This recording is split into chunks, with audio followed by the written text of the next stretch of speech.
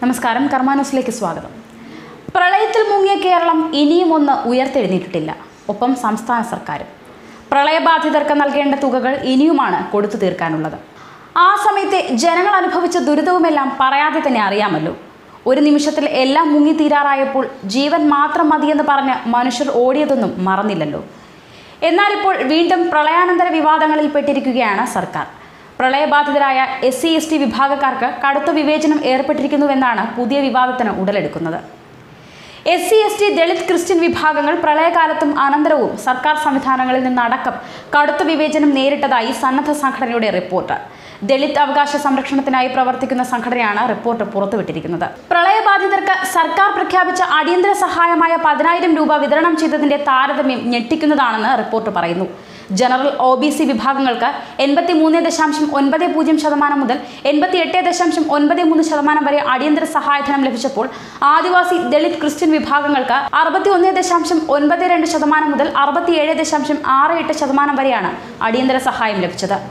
ആനുകൂല്യം ലഭിക്കുന്നതിനുള്ള മാനദണ്ഡം അവസാന നിമിഷം മാറ്റിയതിലൂടെ വലിയൊരു വിഭാഗം പാർശ്വവൽക്കരിക്കപ്പെട്ടുവെന്നും റിപ്പോർട്ട് പറയുന്നു. ആദ്യഘട്ടത്തിൽ ദുരിതാശ്വാസ ക്യാമ്പുകളിൽ രജിസ്റ്റർ ചെയ്യപ്പെട്ടവർക്കെല്ലാം സഹായം ലഭിക്കുമെന്ന് പറഞ്ഞെങ്കിലും പിന്നീട് വീട് നഷ്ടപ്പെട്ടവർക്ക് മാത്രമായി അടിയന്തര സഹായം ചുരുക്കി നിശ്ചയിക്കുകയായിരുന്നു. ഇടുക്കി ജില്ലയിൽ ഇത്തരത്തിൽ അടിയന്തര സഹായം ലഭിച്ചത് 2.08% ആദിവാസികൾക്കാണെങ്കിൽ 1.64 ദളിത് ക്രിസ്ത്യൻസിന് മാത്രമാണ് അടിയന്തര ധനസഹായമായ 10,000 രൂപ ലഭിച്ചതെന്നും കണക്കുകൾ ചൂണ്ടിക്കാട്ടുന്നു. ക്രിസ്ത്യൻ എയ്ഡിന്റെയും UK ആൻഡ് ഓക്സ്ഫോം ഇന്ത്യയുടെയും സഹായത്തിൽ തയ്യാറാക്കിയ റിപ്പോർട്ട് മുഖ്യമന്ത്രി പിണറായി വിജയന് വ്യാഴാഴ്ച കൈമാറിയതായും ടൈംസ് ഓഫ് ഇന്ത്യ റിപ്പോർട്ട് ചെയ്യുന്നു. പാർശ്വവൽക്കരിക്കപ്പെട്ട ഈ വിഭാഗങ്ങൾക്ക് നീതിയുക്തമായി പ്രത്യേക പാക്കേജ് അനുവദിക്കണമെന്നും പ്രത്യേക സഹായധനം നൽകണമെന്നും റിപ്പോർട്ട് ആവശ്യപ്പെടുന്നുണ്ട്.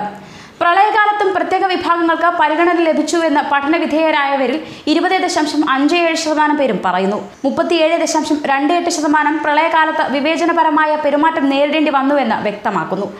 എളുപ്പത്തിൽ എത്തിച്ചേരാൻ സാധിക്കുന്ന ഇടങ്ങളിലാണ് രക്ഷാപ്രവർത്തനം ഭംഗിയായി നടന്നതെന്നും ഇത്തരത്തിലുള്ള പ്രദേശങ്ങളിൽ ഉയർന്ന വിഭാഗങ്ങളിലുള്ളവരാണ് താമസിക്കുന്നതെന്നും റിപ്പോർട്ട് പറയുന്നു. 2018 ജൂലൈ, ഓഗസ്റ്റ് തെക്കു പടിഞ്ഞാറൻ കാലവർഷക്കാലത്ത് ഉയർന്ന അളവിൽ മഴ പെയ്തതിന്റെ ഫലമായാണ് കേരളത്തിലെ അണക്കെട്ടുകളെല്ലാം നിറഞ്ഞത്. ഇതേ തുടർന്ന് അണക്കെട്ടുകൾ ഒരു മുൻകരുതലുമില്ലാതെ തുറന്നുവിട്ടു. ഇതാണ് വെള്ളപ്പൊക്ക രൂക്ഷത വർദ്ധിപ്പിച്ചത്. ശക്തമായ മഴയെ തുടർന്ന് കേരളത്തിലെ മിക്ക ജില്ലകളിലും വെള്ളപ്പൊക്കവും മലയോര മേഖലകളിൽ ഉരുൾപൊട്ടലും ഉണ്ടായി. അണക്കെട്ടുകളിൽ ജലനിരപ്പ് ഉയർന്നതോടെ അണക്കെട്ടുകളുടെ ഷട്ടറുകൾ തുറന്നുവിട്ടതാണ് വെള്ളപ്പൊക്കത്തിന്റെ ആഘാതം വർദ്ധിക്കുവാൻ പ്രധാന കാരണമായതെന്ന് പറയുന്നുണ്ട്. എന്നാൽ കേന്ദ്ര ജല കമ്മീഷന്റെ റിപ്പോർട്ട് വന്നതോടെ ആരോപണങ്ങൾ ശരിയല്ലെന്ന് തെളിഞ്ഞു. കണക്കുകൾ പരിശോധിച്ചാൽ മനസ്സിലാകുന്നത് യഥാർത്ഥത്തിൽ ഡാമുകളിലേക്ക് ഒഴുകിയെത്തിയതിന്റെ ഒരു ഭാഗം മാത്രമാണ് പുറത്തേക്ക് തുറന്നുവിട്ടത് എന്ന് വ്യക്തം. ഒരു ഭാഗം ജലം ഡാമിൽ തന്നെ പിടിച്ചു നിർത്തുകയും അത്രത്തോളം പ്രളയത്തിന്റെ രൂക്ഷത കുറയ്ക്കാനും സഹായകരമായി എന്നാണ് കേന്ദ്ര ജല കമ്മീഷന്റെ കണ്ടെത്തൽ. ശരിയാണ്, അണക്കെട്ടുകൾ പൂർണ്ണമായി തുറന്നുവിട്ടതാണെന്ന് ആരും പറഞ്ഞിട്ടില്ല. എന്നാൽ കാലാവസ്ഥാ വ്യതിയാനം സംഭവിക്കുമെന്നും അതിവർഷം സംഭവിക്കുമെന്നും പ്രളയത്തിൽ മുങ്ങിപ്പോയ സാധാരണക്കാരൻ അറിഞ്ഞിരിക്കണമെന്ന് പറയാനൊക്കുമോ? അപ്പോൾ ഇത്തരം പ്രകൃതിക്ഷോഭങ്ങളെ മുൻകൂട്ടി അറിയാനും അതിന് ഫലപ്രദമായ സംവിധാനങ്ങൾ ഒരുക്കി ജനങ്ങൾക്ക് സുരക്ഷയൊരുക്കാനും ഭരണകൂടങ്ങൾക്ക് കഴിയണം. കാലാവസ്ഥാ പ്രവചനത്തിന്റെ പേരിൽ കേന്ദ്രം സംസ്ഥാനത്തെയും സംസ്ഥാനം കേന്ദ്രത്തെയും പഴിചാരുമ്പോൾ പ്രളയജലത്തിൽ മുങ്ങി ശ്വാസം കിട്ടാതെ മരിച്ചവർ ആയിരങ്ങളാണ്. അണക്കെട്ടുകളിൽ നിറഞ്ഞിരുന്ന വെള്ളം പാടെ തുറന്നുവിട്ടാണ് പ്രളയമുണ്ടായതെന്ന വാദമല്ല ഇവിടെ ഉയർന്നത്. പ്രളയകാലത്തിന് മുൻപേ തന്നെ പ്രകൃതിയുടെ പ്രതിഭാസങ്ങൾ കോഴിക്കോട്ടും ആലപ്പുഴയും ഉണ്ടായിരുന്നു. അതിനുശേഷമാണ് അതിവർഷമുണ്ടായത്. ഈ കാലയളവിൽ അണക്കെട്ടുകളിൽ നിന്ന് സാമാന്യം ഭേദപ്പെട്ട രീതിയിൽ വെള്ളം ഒഴുക്കാമായിരുന്നു. അതുണ്ടായില്ല. കടൽ കയറ്റവും കടലിറക്കവും നോക്കിയുള്ള വാട്ടർ മാനേജ്മെന്റ് എന്തുകൊണ്ട് ചെയ്യാനായില്ല എന്ന ചോദ്യവുമുണ്ട്. അതിന് മറുപടിയായാണ് സർക്കാർ മറുചോദ്യം ചോദിക്കുന്നത്. പ്രളയം സർക്കാർ മുൻകൂട്ടി കണ്ടതല്ലല്ലോ എന്ന്. ഇത് സാധാരണക്കാരന്റെ മുഖത്ത് നോക്കി ചോദിക്കുന്ന സർക്കാരിനും വേണം അല്പം ഉളുപ്പ്. ഒരു തർക്കത്തിനു വേണ്ടിയാണെങ്കിൽ പറയാം, പക്ഷെ സത്യം എന്താണ്?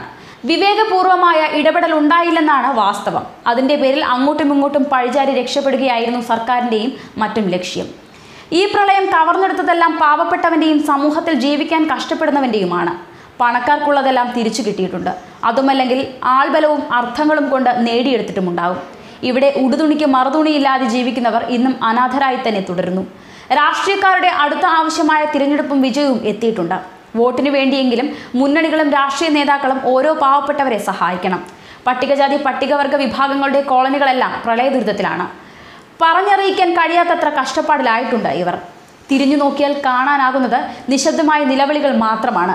അശരണരായവർക്ക് അർഹിക്കുന്ന പരിഗണന ഈ തിരഞ്ഞെടുപ്പ് കാലത്തെങ്കിലും നൽകണമെന്ന അപേക്ഷയാണ് സർക്കാരിനോടും രാഷ്ട്രീയ പാർട്ടികളോടും സ്ഥാനാർത്ഥികളോടും നേതാക്കളോടും പറയാനുള്ളത്. News desk Karma News.